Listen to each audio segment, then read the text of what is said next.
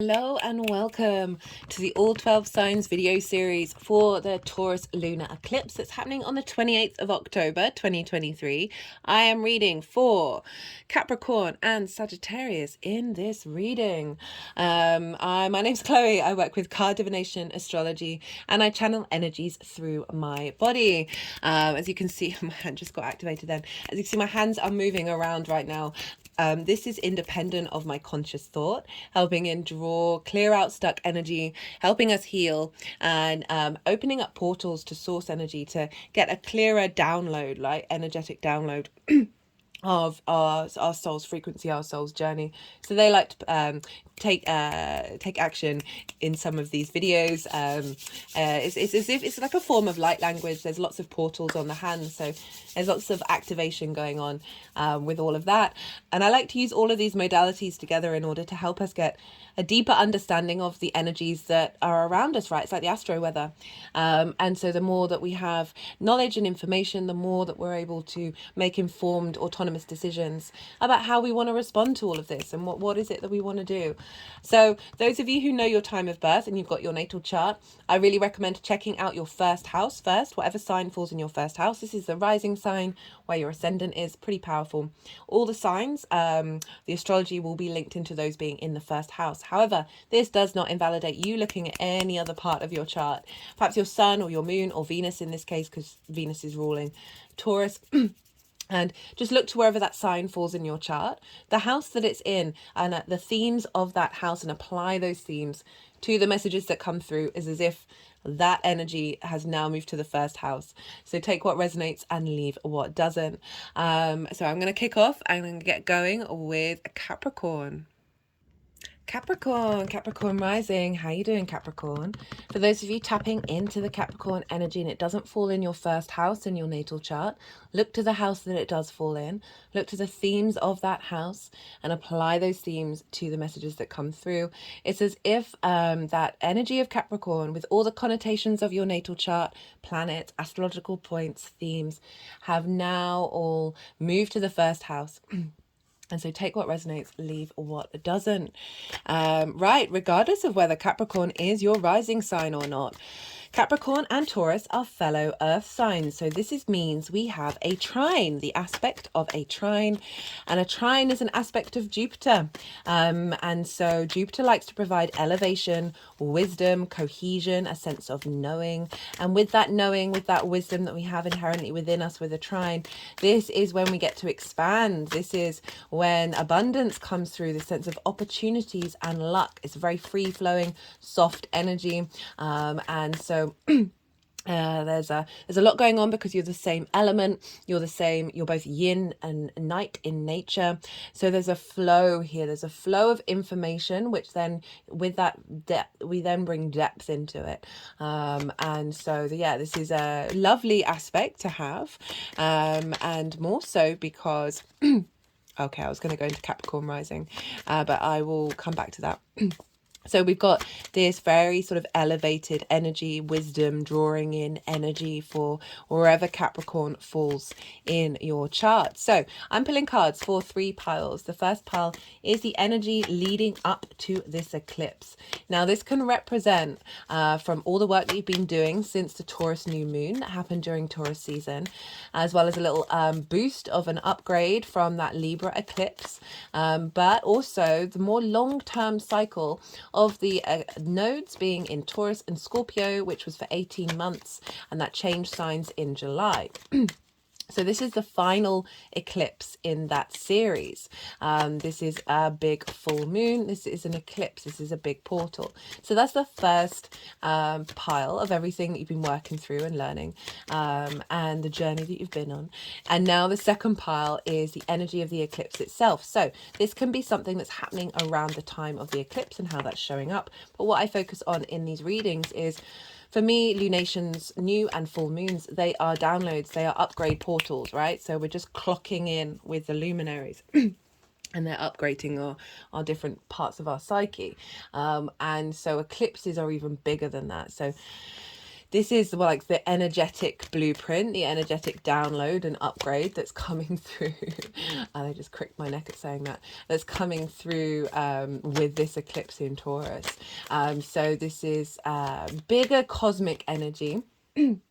So I've done a collective reading for this, where I pulled out collective tarot cards, did astrology, as well as these oracle cards, which I haven't read for yet. There'll be a separate reading on that one.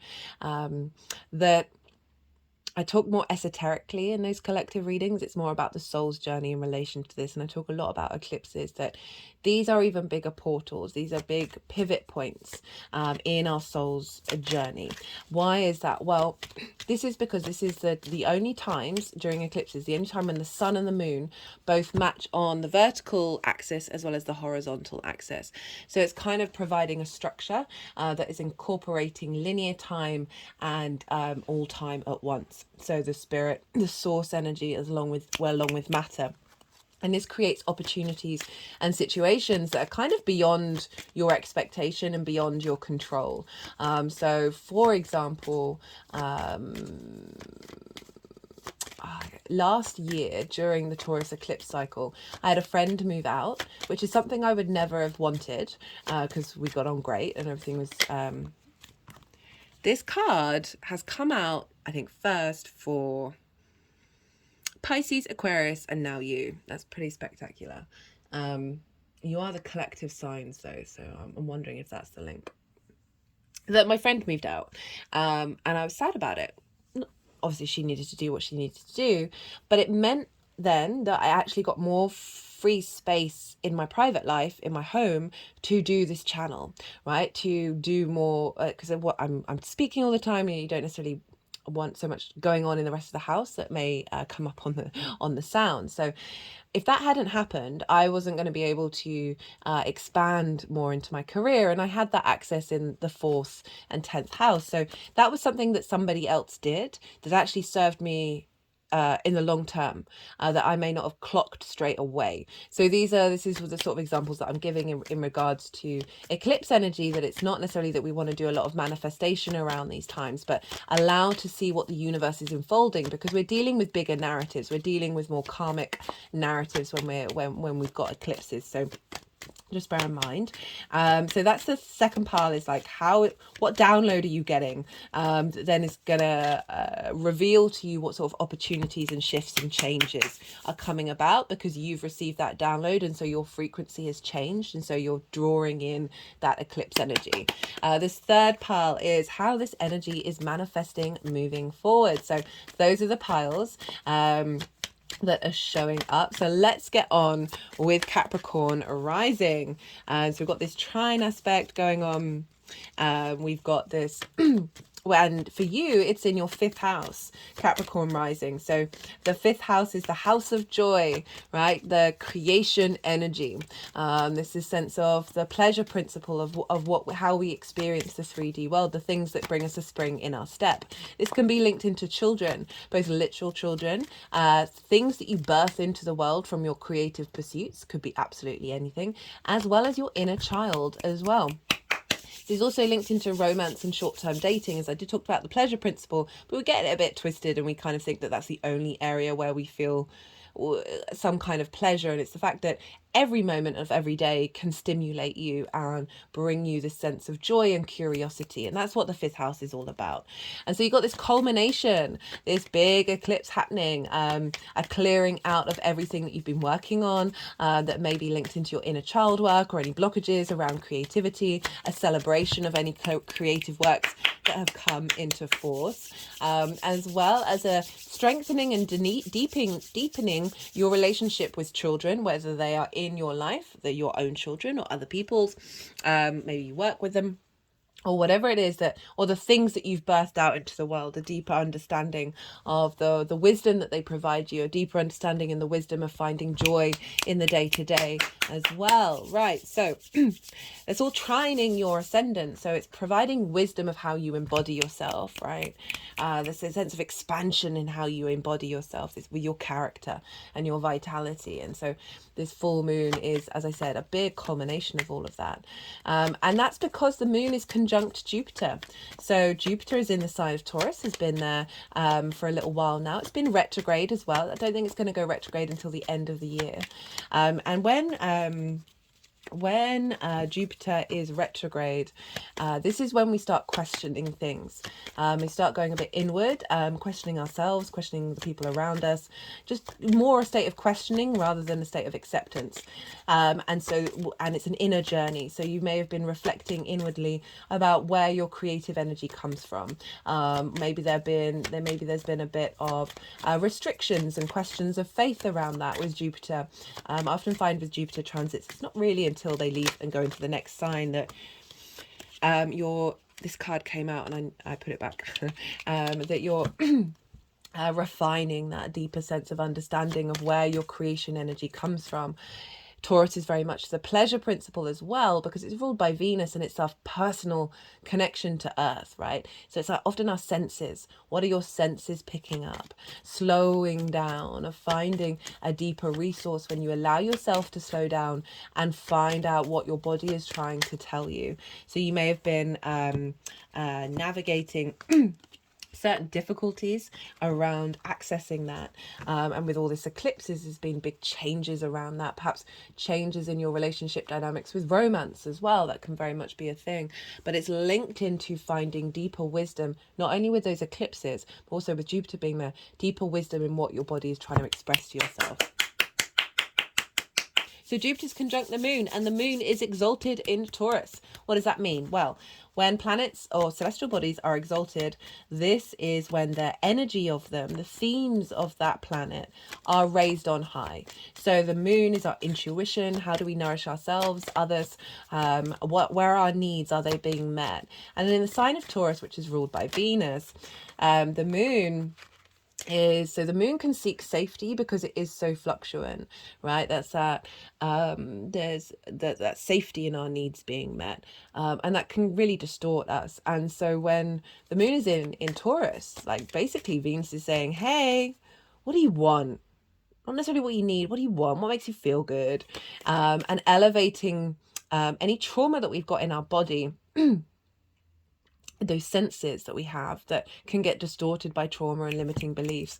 That the moon being in Taurus is kind of like a grounding through the body, and clearing away a lot of trauma around that, especially with the eclipse, right? So I don't want to go into too much detail, but you can certainly link the fifth house in trauma around relationship dynamics, around the pleasure principle, around your deeper understanding of your creation energy that may have been blocked through those things, that there's certainly a release of this.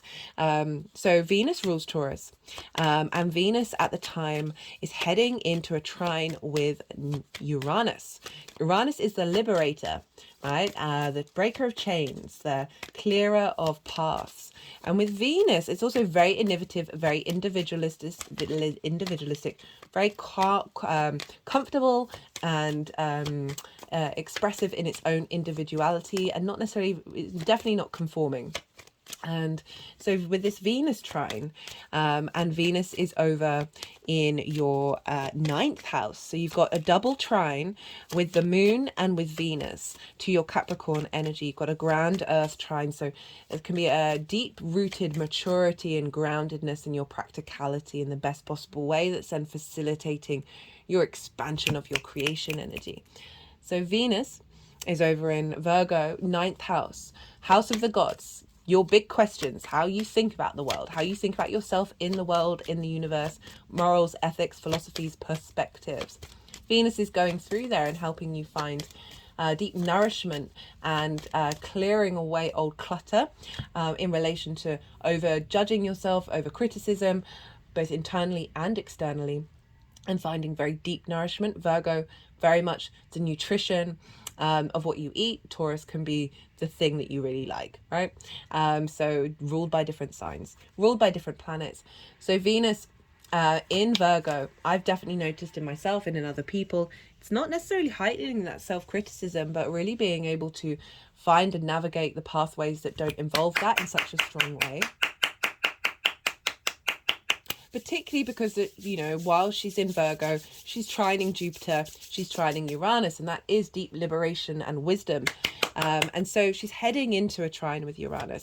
So in the 9th house and the 5th house, this is a liberation of thinking about yourself in a way that's too small, thinking about yourself in a way that's critical, looking too critically at the outside world, finding more flow, and liberating that through your deeper understanding of your creation energy, that you are love, you're pure love. You've got Taurus ruled by Venus, very much about love, of allowing that to crack open. So super powerful stuff coming in, and it's all providing wisdom and clarity and expansion and a sense of elevation of self, because this is all feeding into your Capricorn energy. Speaking of Venus, well, Venus is in the sign of Mercury. So whatever's going on with the ruler of a sign is impacting the signs that they rule. Venus, ruling Taurus, is therefore impacting the Moon, Jupiter, and Uranus. However, Venus is in Virgo, the sign ruled by Mercury. So where's Mercury? Well, Mercury is over in Scorpio, along with the Sun and Mars. And Mars is in its own sign. This is the first time Mars has been in its own sign in quite some time. And so the energetic buck stops with Mars. So even though this is a Taurus moon ruled by Venus, actually what's impacting Venus is what's going on with Mars and what is Mars's agenda. So Mars is very strong at the time of this eclipse. And this is over in your 11th house of hopes and dreams, friends, groups, and alliances, as well as reaping the benefits from your 10th house. And so we're bringing in a lot of a lot of passion, a lot of drive, a lot of the ability to know that which has had a hold over you, right? Scorpio is very good at going into the depths of something and speaking with great passion and intensity, and being able to communicate truths in a way that isn't needing to soften the blow, right? And so this Mars Mercury energy, they are opposite Jupiter. They're at 10 and 11 degrees. Jupiter's at 11 degrees. The moon and the sun are at 5 degrees. So we've got this very strong dynamic between Mars, Mercury, and Jupiter of creating, clearing energy that isn't serving your long-term structures, that maybe have been blocking your hopes and your dreams in relation to this abundant energy coming through with this eclipse. So there's a real ability to see things clearly and go into the darkness in order to liberate into this sense of peace in your physical body. And I forgot to mention, the North Node is in Aries. It's not in Taurus anymore. So that Aries energy that's coming forward from your 4th house, your roots and your foundations, what you're striving for, is then feeding into your creation energy. So there's a real sense of striving for independence and confidence of your expression of self in your home life, is feeding into, okay, well, how do then I start creating from that space? Venus is also opposite Neptune. And Neptune is in your 3rd house, the house of the goddess, of your communication style. So this feels like a rebalancing of distortions in reality that have blocked your ability to see your value and love yourself, Venus, with this Neptunian energy of source energy of like any reality is possible, and bringing in perhaps some channeling around the way that you picture yourself in the world, and therefore then how do you express it, like a melding of the soul into the body.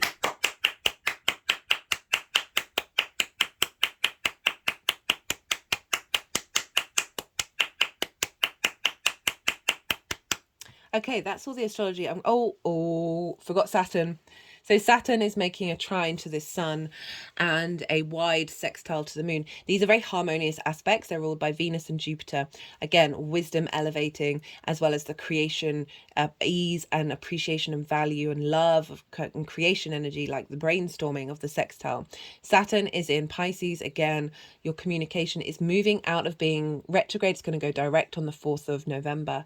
So it's really stationed at this point. So this is a real shift of energy that we're going to be getting with clearing out a lot of old karmic contracts around the way that you express yourself that is perhaps limited and blocked the full birthing of your creation energy, as well as releasing any karmic ties and cutting Mars and Mercury helping cut away and release that energy and transforming it into something else, linked into your hopes and your dreams around your day-to-day, right?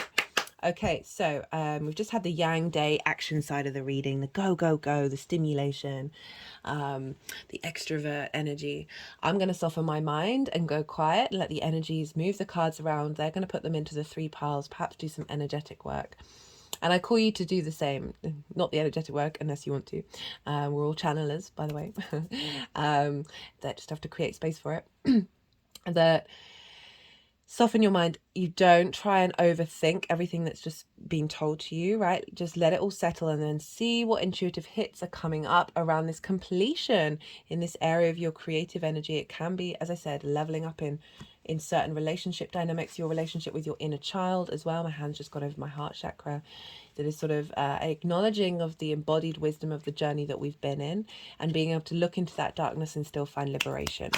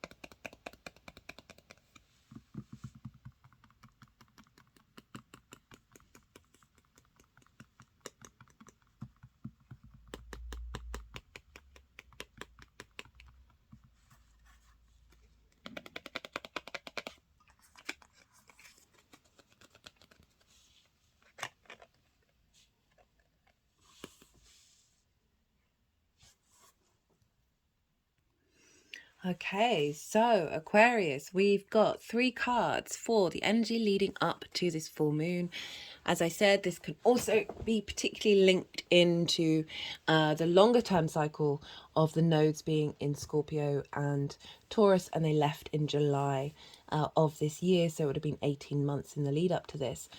So we've got the 5 of Pentacles, we've got the Knight of Pentacles, and then the Page of Cups. So if you think about the creation energy, right, the inner child stuff, right, so we can have a lot of scarcity energy around that, around, okay, what is it? What is my creation energy? How does that even show up for me? We get quite a lot of distorted ideas thrown on top of us at a very early age that it's just art, it's music, romance and finding and falling in love are like the main things that you should do, like all of this stuff, having children and all of these things. If we're not necessarily engaging in that in the way that works for us, that this can be this element of scarcity. These figures feel left out in the cold, right? There's a sense of, and it looks like they've been out in the cold for a while, and there isn't this sense of support coming in and this sense of being taken care of, right? This can also, we can get quite stuck in this space, especially if it's the trauma response, where we will then recreate in our environment everything else that is backed up by previous examples where you have been left out. Perhaps that's neglect as a child or whatever it is, or social conditioning, whatever's showing up, that we then start to recreate that in everything that we do, and we have to be in observation of it. And I'm saying that with the confidence of knowing that you have been making an effort to move through this, right? I feel like we've all got this at some place within us, even those who show that they don't, because this is the scarcity and the fear mindset matrix that is very strongly prevalent over in this incarnation. Right, so even if you're like, I don't understand, this is not showing up for me, maybe try and do some meditative space of being like, okay, where is it? How could I interpret this? We've got the Knight of Pentacles. So the Knight of Pentacles, this is the biggest horse in the deck, right? This is, it's also the slowest. I love the Knight of Pentacles because it's saying you've been committed to working through this energy of taking action, that's starting a new framework. Because if you look in the background, the field has been plowed, so you've been clearing out that energy in order to create something new, because the North Node in Taurus, you're striving for something, you're hungry for a new dynamic. And there's a lot of wisdom with the Knight of Pentacles. It's very loyal, it's very committed, it's got oak leaves, wisdom and strength coming up. And to have the Page of Pentacles come up on top of this is saying that this is the renewal that you're bringing in messages of curiosity, of creativity, of intuition, of love, right? However that looks for you.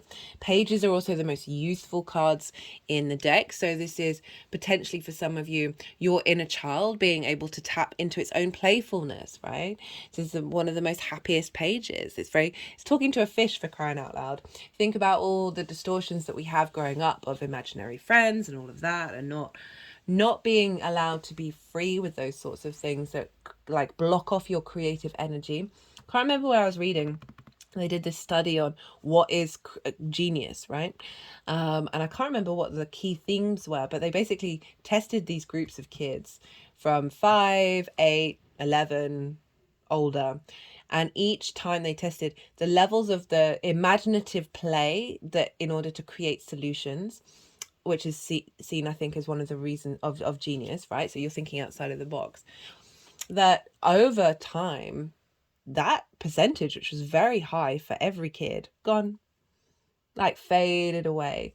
So I see this as real liberation of being able to find play, find joy, find the sense of curiosity in your creation energy, in your pleasure principle, in allowing your inner child to feel confident and comfortable being able to express itself without shame.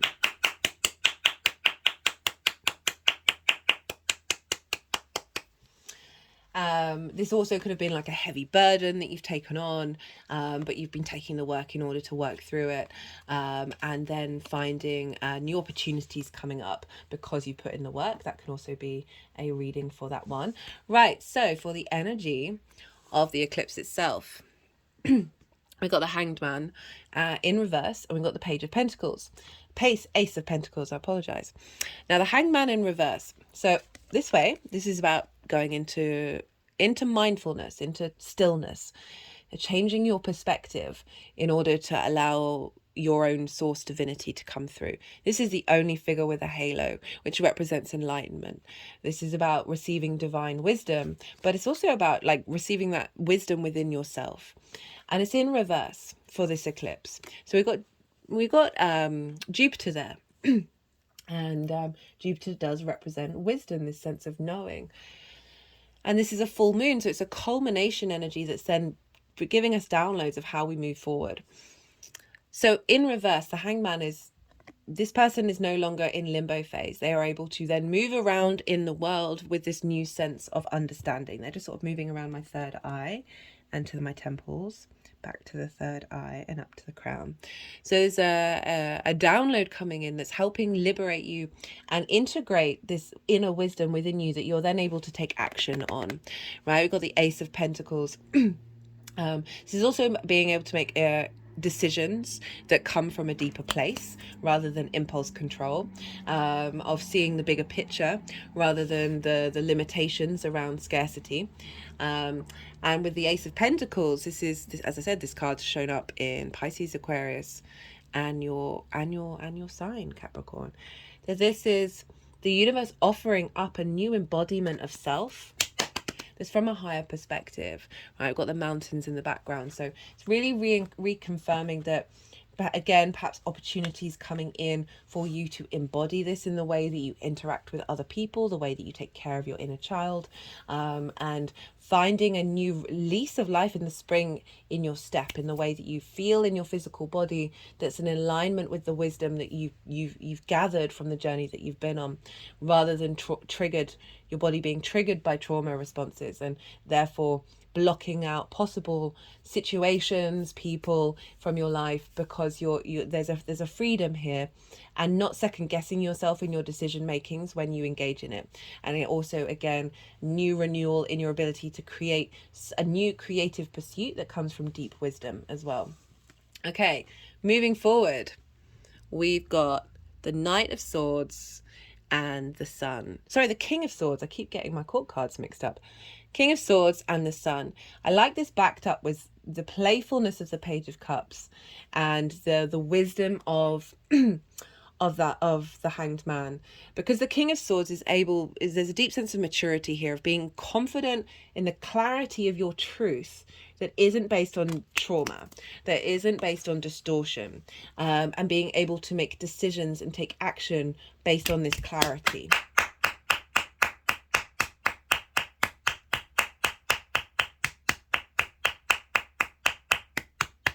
And with the Sun, it's bringing in vitality and joy, this sense of vision, right? So I was saying that you might have creative pursuits that you're then taking action on, that you're able to bring into vision. There's a sense of vitality and joy, also. This gets me every time the Sun shows up in the 5th house, because you see here the figure on the horse.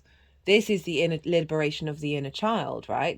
That inner curiosity and joy and naivety in the best possible way, on the horse, right? So we've got the horse here, on the horse, and being confident and expressive, but it's coming from a deep place of wisdom. It's both the wisdom and the joy of existence coming together. You may get some great ideas about what to put into force and what to bring into action. This is the sense of self as well. So there's a real clarity of joy coming in that, as well as just life coming back into this area of your chart. You think about what sunlight does to us. A shift in mood, a shift in strength and vitality of the food that you eat, that then creates this inner life force within you.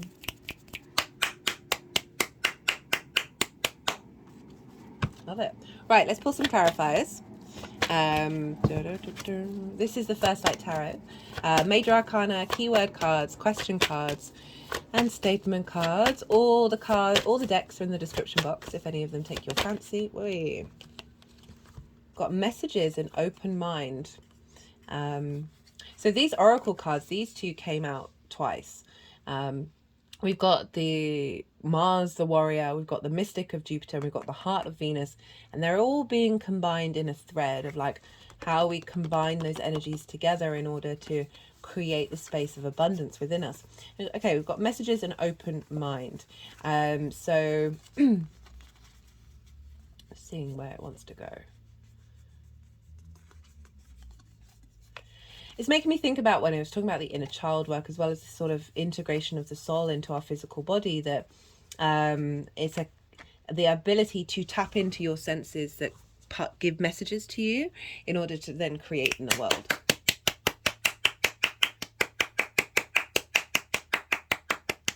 And the more our mind...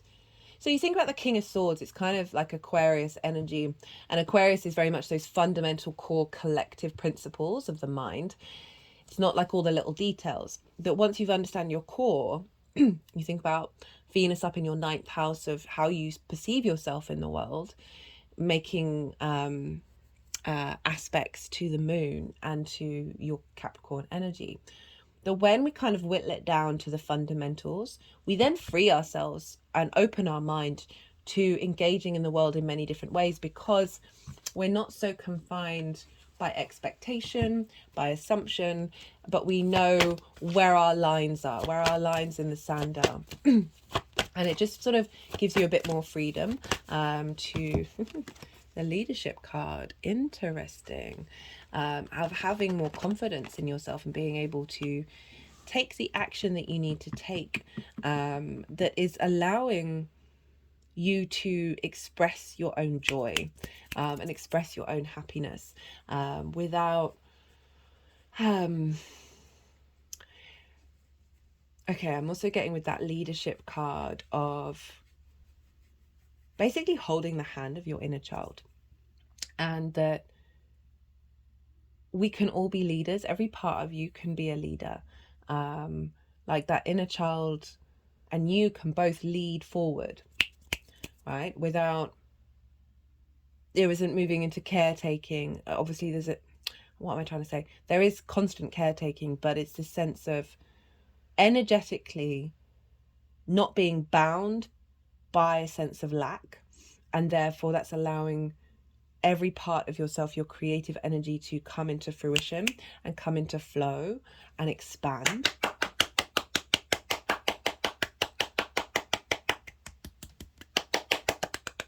Right, I'm going to leave it at that, Capricorn. I hope you enjoyed this reading. Yeah, be good to yourselves, Capricorn. Be good to those around you. And most importantly, be well until we meet again. Sagittarius rising. How you doing, Sagittarius? For those of you tapping into the Sagittarius energy and it doesn't fall in your first house in your natal chart, look to where it does fall. Look to the themes of that house, right? And apply those themes to the messages that come through. It's as if that Sagittarius energy, with all the connotations of your natal chart, planets, themes, astrological points, have now moved to the first house. Regardless of whether Sagittarius is your rising sign or not, Sagittarius and Taurus are what's called in conjunct.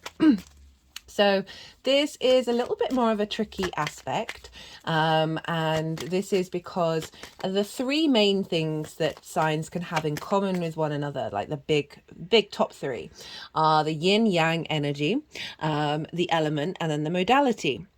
So Sagittarius, you are mutable fire and you are yang, day in nature.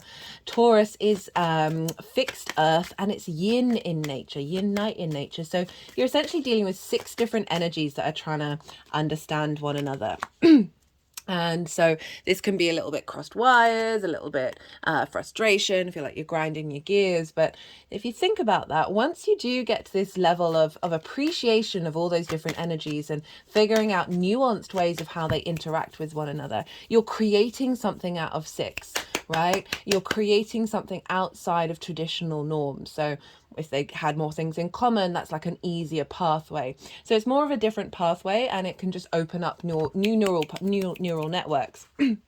And so, yeah, it can be a little bit of you can appreciate what's going on, but you're kind of like, why is this mixings in this way? But it is overall a very innovative energy that's coming through. And this is an eclipse. Speaking of which, I am pulling cards for 3 different piles. The energy leading up to the eclipse itself. So that is not only the sort of short-term upgrade that we're getting from that Libra eclipse, from the new to the full moon, as well as from all the work that you've been doing from the new moon in Taurus that we had in Taurus season, as well as a culmination, because this is the final eclipse with the North Node in Taurus and the South Node in Scorpio that, stopped around July when the nodes changed signs. But that's completing an 18-month cycle of this regeneration.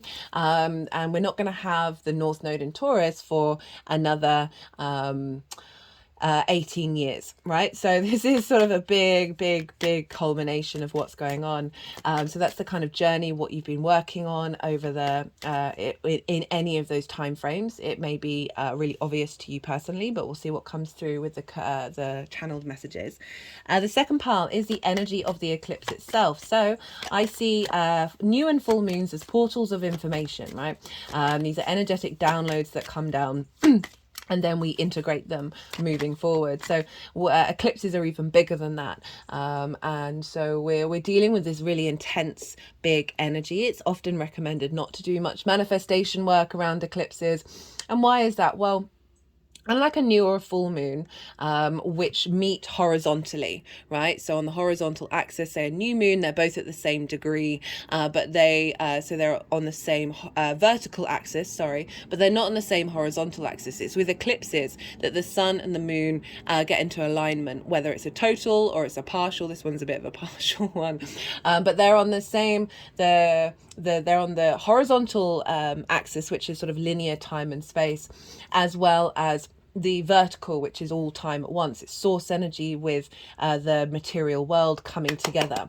So this is a bigger narrative energy coming in. Often with eclipses, it can be things that you instigate by, things that you want to do.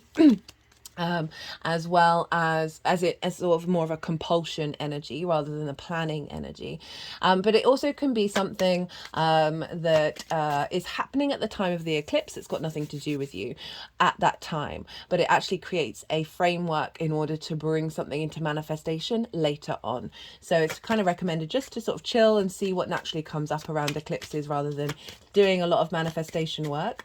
And because we're dealing with a bigger narrative arc, right, that we might not necessarily have all the information about, but if we sort of get in the way of it, we might distort it.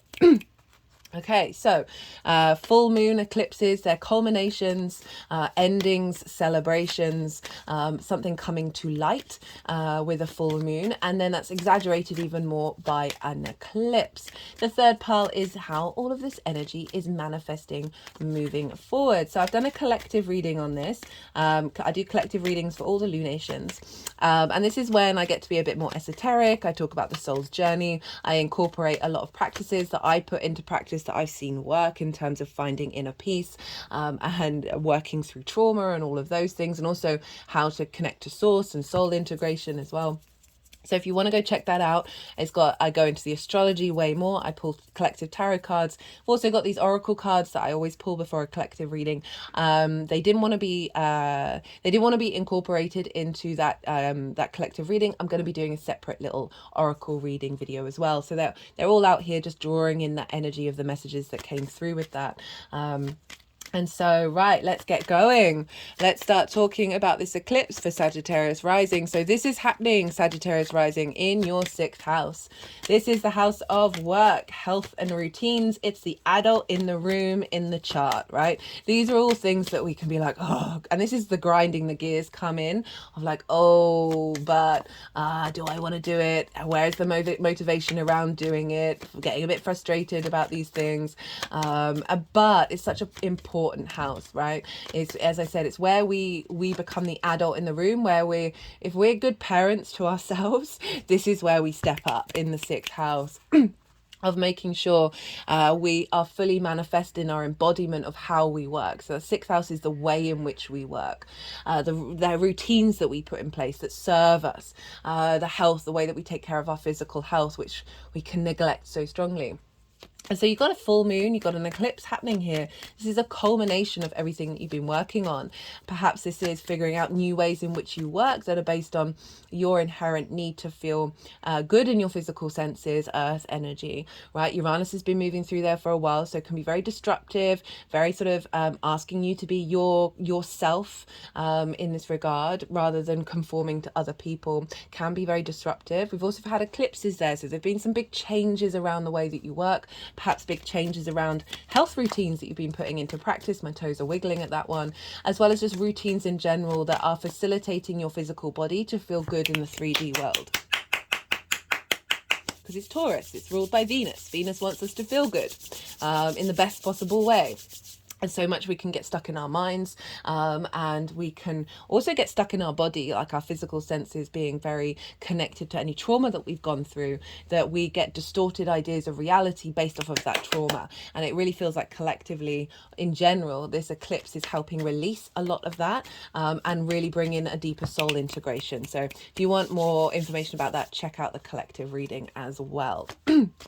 So this moon happening in your 6th house, the moon is linked into our intuition, our needs, whether they're being met or not. How do we nourish ourselves? How do we nourish those around us? And she is exalted in the sign of Taurus. This means that the qualities of the moon, our intuition, our emotional body, our ability to tend to our own needs, and be nourished by those around us in a healthy and flowing way, that the moon's, that vibrational frequency is raised really high because it's ruled by Venus, Taurus, right? And as I said, Taurus wants you to feel good, wants the moon to feel good. And so the moon is so transitory, it can be a bit spinning. There's a need for safety and security. And with the grounding energy of Taurus, this is where the moon gets it. So it's quite amazing that we've got this eclipse here. And it's also conjunct Jupiter. So Jupiter is there, has been there since March. And we've got, what was it, May? I think it's March. No, I think it's more May, because that was the new moon in Taurus that we had. Jupiter had just entered the sign, so that would have been May time. That Jupiter represents wisdom and expansion, but it's been retrograde.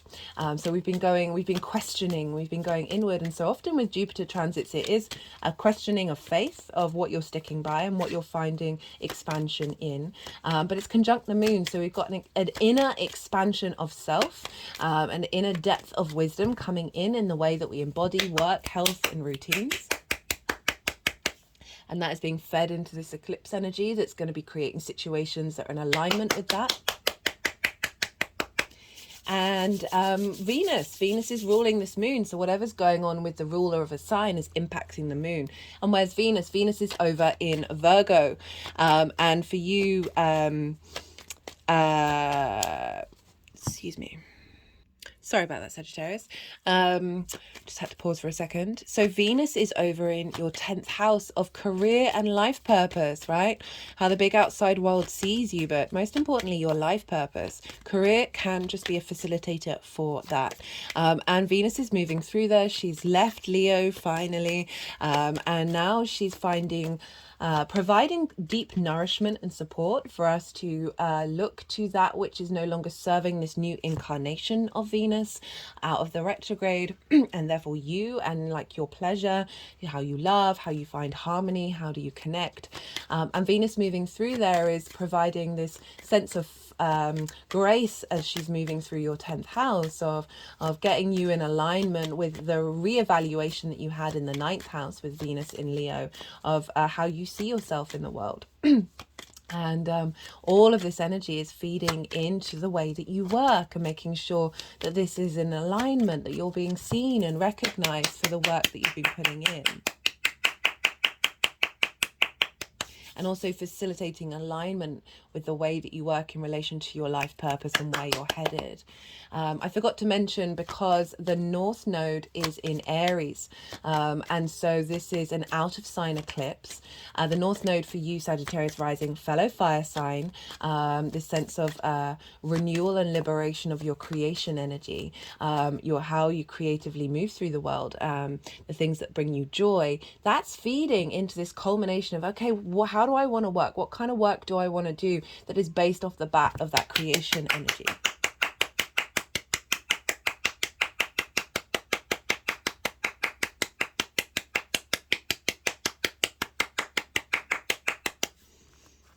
And so where I was, Venus, right, Venus in Virgo, and she's coming into a trine with Uranus. It'll be a couple of days after this full moon when it's exact, but we're still feeling it. There's a sense of excitability around you being uniquely yourself in the way that you find pleasure in your career, right? And a reinforcement of this, a culmination of this that is getting downloaded into you moving forward.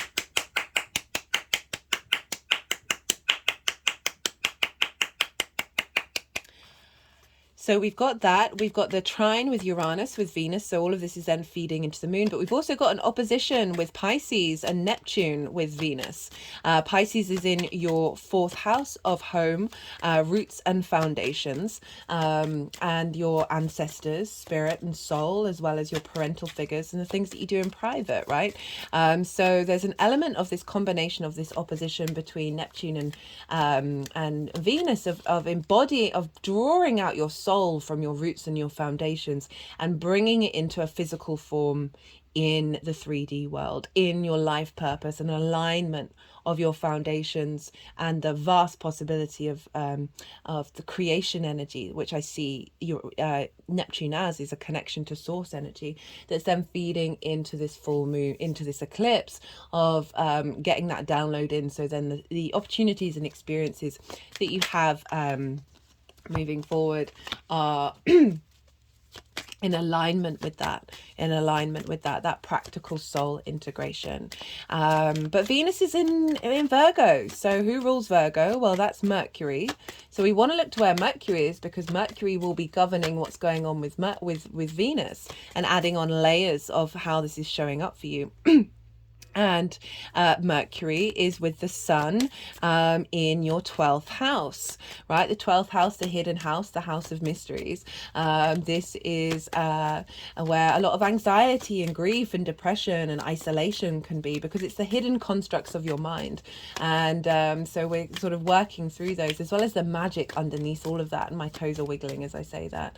That there's a release, a vision, a clarity of that which has blocked you in the past. A sense of being able to go into the depths and find clarity with that, particularly because Mars is there. So, you know, Mars traditionally rules Scorpio. And Mars is in its own sign, in the sign of Scorpio. It's been in its own sign, hasn't been in its own sign for a while now, because we had that long retrograde in Gemini, which was just a couple of signs after Aries, which is also ruled by Mars. And Mars being in there in the 12th is finding the motivation and drive to connect to your magic, connect to your source, as well as the motivation and drive to stand up for yourself in terms of anxiety and depression, OCD, all of those things, all of those mental things, rather than the physical body, which is over in the 6th house. Of striving, of finding the motivation and drive to defend you from that. And Mercury being able to very easily collect information and sort through that which isn't bringing you into the light. Because what comes after Scorpio is Sagittarius, where through the darkness of Scorpio we come out the other side of Sagittarius and be able to shine that light and be able to see it very brightly. So Mars is governing Mercury, which is therefore governing Venus, and Mars being in its own sign, which means it's not being governed by anybody else, and essentially it's ruling the whole chart. It's creating the energetic chain of command is stopping with Mars. So there's a real release of deep motivation into the core of yourself, and the core of your magic within you, that is then going to be able to provide protection for you around any issues that have blocked your ability to fully flourish in the way that you work. So that feels like a big leap that's coming with this full moon. And so, yeah, so that's all. Mercury and Mars, they're at 10 and 11 degrees of Scorpio, and Jupiter is at 11 degrees. So we've got this exact opposition with the wisdom and inherent knowledge of how to expand into your working environment with Mars and Mercury really doing the work in your hidden house, the constructs of your mind. And helping clear away. Mars can very much be linked into cutting and severing. And it's not usually a phrase that I bring into Mars when I talk about Mars, but it's come up quite strongly in these readings of like whatever's being cut away is transforming into the energy of this eclipse. That's then freeing you and liberating you. You know, I talked about Uranus and Venus in a trine to one another, that is providing wisdom and elevation in the way that you connect to your unique self, and finding flow within that. So there is a real sense of liberation with this full moon.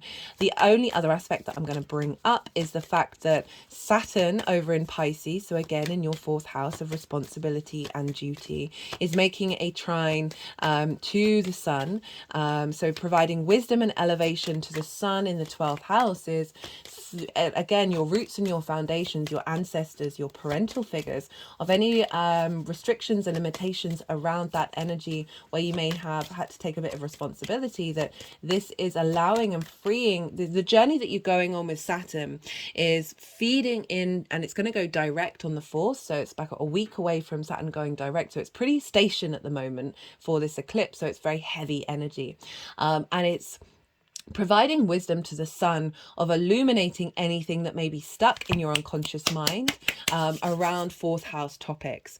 It's clearing away a lot of karma. The sun moving through the 12th as well, that is getting vision and clarity around that which may be hidden from you. It's always a great transit with the sun moving through there, of highlighting that which we need to attend to in the 12th, that which can be, as I said, hidden from us. So we've got supportive energy with Saturn, which is about duty and responsibility and your legacy, of getting this eclipse in alignment with your legacy, and the way that you work and how that is expressed through your life purpose, right? How can that facilitate your life purpose? I just realized you got 2 8s.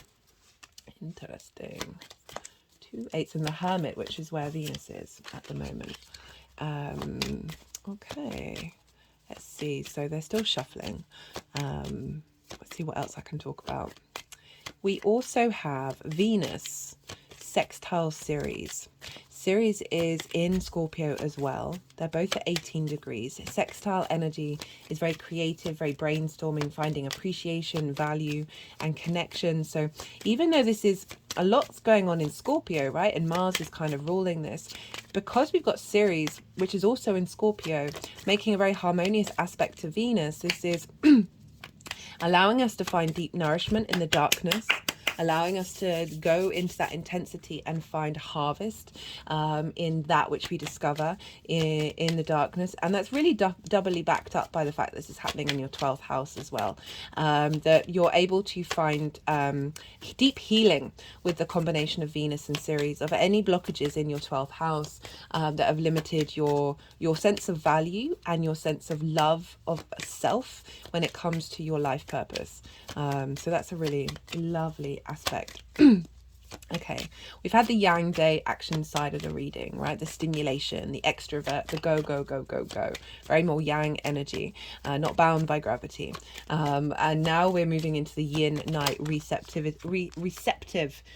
side of the reading. I'm going to go quiet, so I've kind of said everything that I wanted to say. Oh, except always look to where your sun and your moon are in your natal chart, because with lunations in general, because they're going to be activating the themes of wherever your sun and your moon are in relation to this eclipse, which is going to tie it more in alignment with personal understanding of what's showing up for you.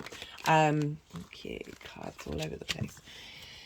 Yes, so I'm going to go quiet. I'm going to soften my mind. I'm going to keep shuffling until all the cards have come out. And then I'm going to let the energies do what they need to do with the energetic work. They're going to move the cards into the 3 piles. And then I'll come back round and I'll incorporate this lovely tarot in with what's going on for you, Sagittarius. I call you to do the same. Just soften your mind. You just had loads of information. And see what may come up. Don't try and force it. Don't try and overthink it. Just soften your mind and see what intuitive hits are going to come up for you in relation to your own experience. So, right, I'll see you on the other side, Sag.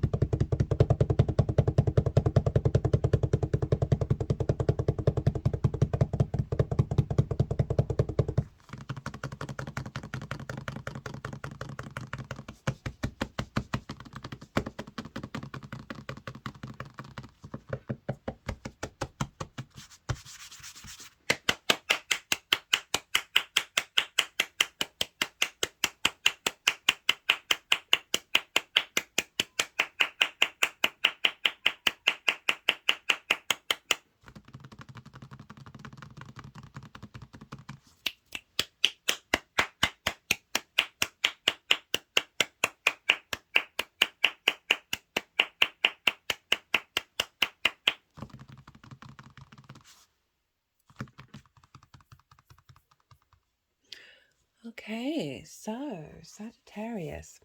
We've got for the lead up to this full moon, we've got the Hermit and the Eight of Cups. Sort of similar energy. This is acknowledging that with these eclipses, you've been finding your own innate wisdom, the Hermit, the light within yourself that isn't from the exterior world.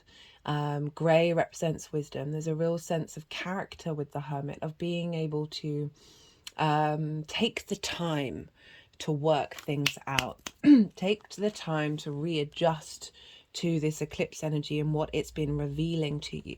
You had the North Node in Taurus. This was a striving for, a hungry for a new way of embodying your work, right? And it doesn't necessarily mean that that's fully integrated. And this is saying that there's been an acknowledgement of your own wisdom in the way that you work that might be a bit more independent than others, of needing perhaps to work, realizing, hey, actually, you know, I get a lot of strength and energy from working by myself, and not necessarily wanting to toe conformity's line, toe society's line, however that may show up for you. And perhaps this is, you know, very interesting enough, we've got the only card in the tarot that's got an eclipse. So it's acknowledging that eclipse cycle that we've all been going through with the Eight of Cups. And the Eight of Cups is leaving behind things that are comfortable in order to gain a higher perspective. So this figure here is all these cups are upright, which is kind of implying that comfort energy, but they're covered in red and they've got the courage to be able to leave something that's comfortable and go on potentially a difficult road by yourself to get a higher perspective.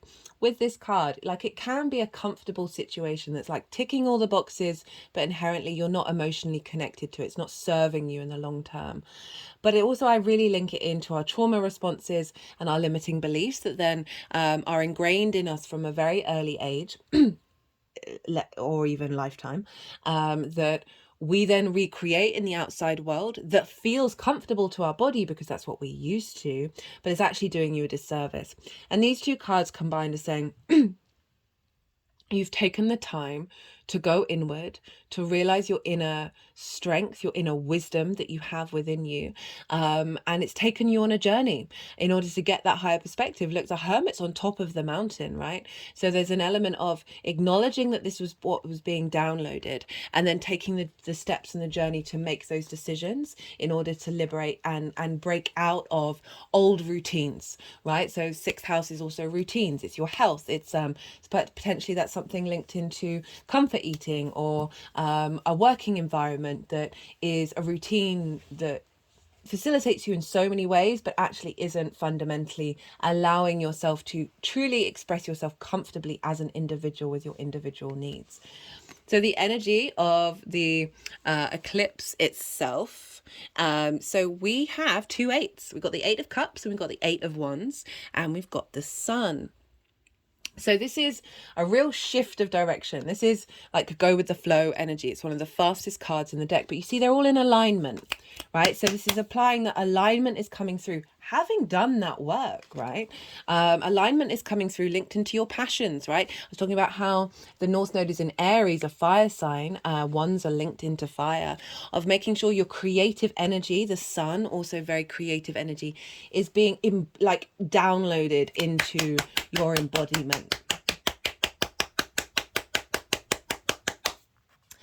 And the Sun, this is a brilliant card for a difficult house, right? Work, health, and routines. The Sun brings vitality, clarity, joy. There's sunflowers. They always know where to look to get the most out of a situation, right? In order to nourish themselves.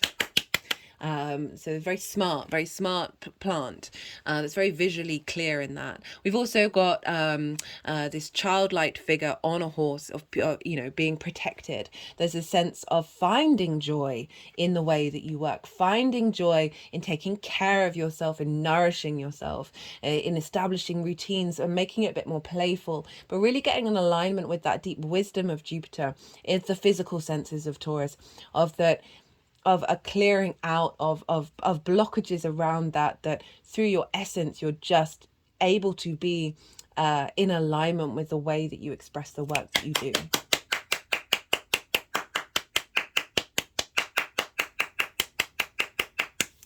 For the energy manifesting moving forward. Now we've got the Two of Swords in reverse and the Ace of Swords. So this is Two of Swords is about going inward, right? In order to get to know yourself and be able to make decisions. And it's in reverse, which is saying what's come through. You've gone on this journey, but now we're getting this vitality, this direction, this vision coming through of what it is that you want and how you want to embody it. And the Two of Swords in reverse is saying you're not going to be blocked by indecision, right? Things are going to be clear, and that's doubly confirmed by the Ace of Swords, which is pure clarity, pure source truth coming in, downloading into your mind, and how you then operate. Again, we've got the mountains in the background, so it's moving away from this energy of what you've been instigating and being like, you're being able to find the clarity in the way that you express yourself, in the way that you work, seeing the truth in the benefits of routines and health, and but also very independent energy of potentially oh, spider is just sort of like, what are those movies where they jump out of helicopters and they sort of go down on a zip line? Well, that is this spider right now, just floating above my eye line. Hey babe, sorry, I get so distracted by spiders. I had a spider here for a good couple of months, and I think it's passed on. So it's nice to see a new one. Anyway, right, I'll stop getting distracted. Very independent energy. And there's such clarity with these two cards coming up here of whatever indecisions, even though you've made this decision, it's still this new framework that you've walked out of, right? And seeing the truth and the merit in it and being able to follow through with that precision, clarity, right? The Sword of Justice coming up. Right, let's do some clarifiers. See what wants to come through for Sagittarius. So this is the First Light Tarot. This is, we've got resistance and preparation. So we can be really resistant to change. Our body can be really resistant to change through emotional trauma, right? And emotional programming that there's been things that you've needed to shift that may have been uncomfortable, but it's all in preparation. So the word on the bottom of this card is preparation. And interestingly, it's an 8 as well. So we've got 3 8s showing up of acknowledging the ebb and the flow in life, and finding the lessons within them, that the Hermit coming up, that then liberates you and opens you up to other possibilities of engaging with things. And so that preparation is sort of setting up this space that feels like there's a lot of flow coming in, there's a lot of clarity of situations shifting and changing, that are, you're not questioning yourself in a way that you may have done in the past. You're not second guessing who you are and what it is that you want. There is definitely more clarity coming in with that.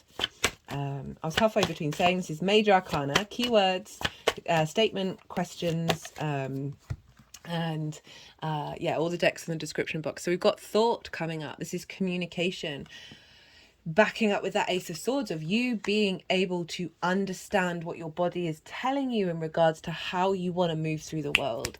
And those physical senses, a sense of being able to pick up on a lot of channeling, a lot of messages that are facilitating the way that you work and the way that you take care of yourself, that is opening up lines of communication that have been blocked, right? Of more source energy coming through, with that sun being there at the center of it and you being able to register it and take action on it. Right, let's get a final clarifier.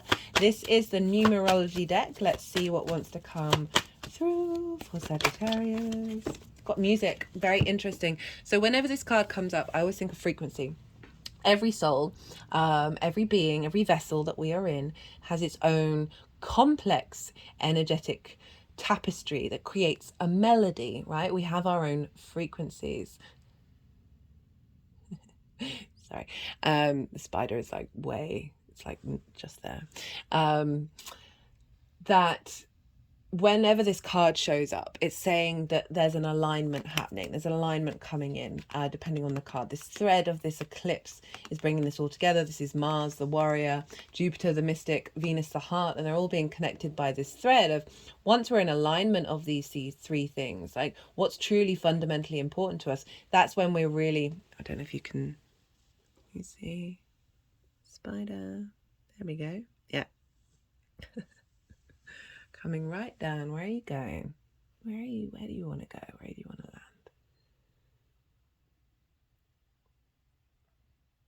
land? Okay, just went to the third eye of the horse. So this acknowledgement of, you know, the horse is white, which can link into purity, right? It's got a lot of negative connotations, that word, but a sense of your inner frequency being more clear to you, and more in alignment, especially with those swords and the communication. Like music is frequencies, is a communication of information, and a new way of thinking is coming in, a new alignment of that frequency, especially with all that stuff in the 12th house, which is clearing away a lot of old clutter, especially as this is the first Scorpio transits that we've had without the South Node being there. So this is a realignment of everything that we've been learning. Right, Sagittarius, I am going to leave it at that. I hope you enjoyed the reading. Be good to yourself, Sagittarius. Be good to those around you. And most importantly, be well until we meet again.